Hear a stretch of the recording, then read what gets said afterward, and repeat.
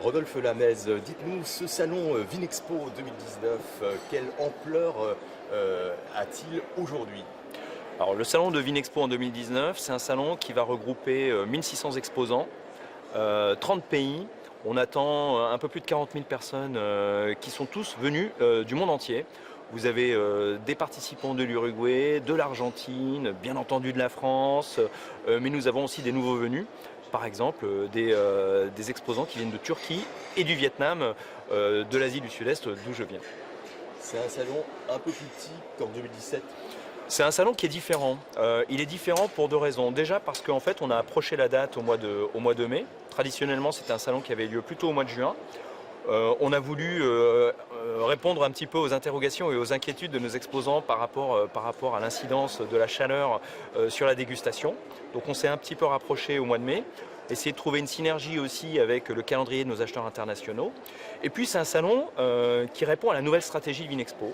Vinexpo, on se veut être un acteur global sur l'industrie des foires et des salons dédiés aux vins et spiritueux.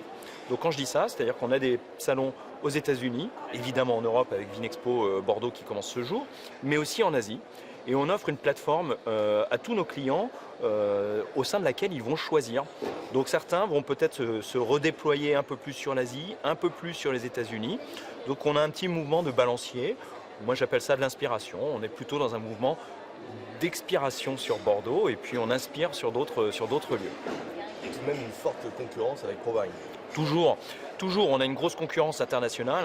Vous venez de citer notre concurrent allemand, mais il y en a d'autres. Moi, je trouve que c'est plutôt une bonne chose, la concurrence.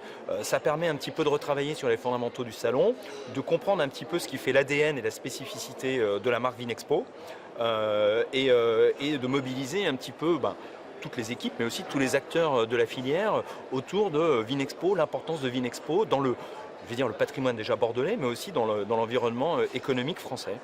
Donc Vinexpo, on a des atouts, il faut qu'on les exploite. Ça a toujours été un rendez-vous d'affaires, ça le sera à l'avenir. C'est aussi un rendez-vous de savoir. On partage énormément autour des masterclass de l'académie où on va mettre en valeur des cépages, des terroirs particuliers.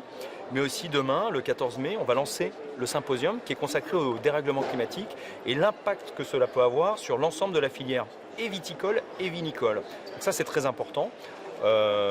C'est unique. Je pense qu'on est les seuls à le faire et je nous en félicite. Et enfin, et ça fait partie un petit peu de la magie de Bordeaux, c'est une terre de vin, c'est une ville et une région qui vit au rythme de la viticulture et de l'industrie vinicole.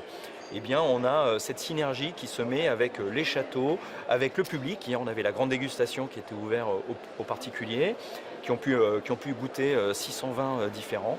Voilà, tout ça, ça fait qu'on a une atmosphère à Bordeaux qui est particulière, qu'on ne retrouve nulle part ailleurs et qui fait que les gens viennent avec plaisir sur le salon.